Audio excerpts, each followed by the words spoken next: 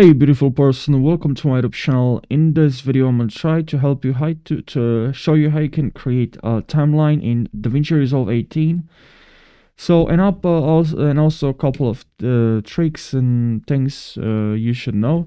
So make sure you watch that till the very end and subscribe for more DaVinci tutorials. So now let's open DaVinci Resolve, and here we are in the edit page, and here let's click on media pool. We right click, and here we have timelines and create a new timeline. I like to use Control N, the shortcut. Now timeline part or one, just one. This timeline one, as you can see, we have timeline one here. Make sure you click on this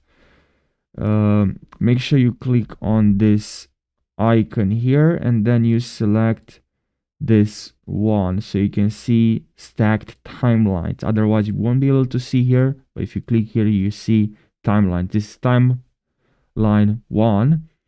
Now we can create another one, Control N, 2. Here we have another one. As you can see, we can also click here and then rename. You can also rename, but I just have 2 here. And what I like to do is just, if you click here, see, you can open a new timeline, and from here you can play with timelines. You can add here another one, or just select timeline. You can select one, and then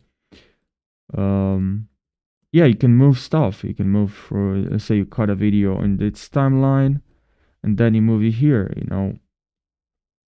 which is pretty cool. And you can also change timelines, but yeah, you can play with multiple settings. You can also close some timelines from here. So yeah, I hope this video helped you, and I hope you learned something. Thank you for watching, and I hope you're gonna have a fantastic day. Take care.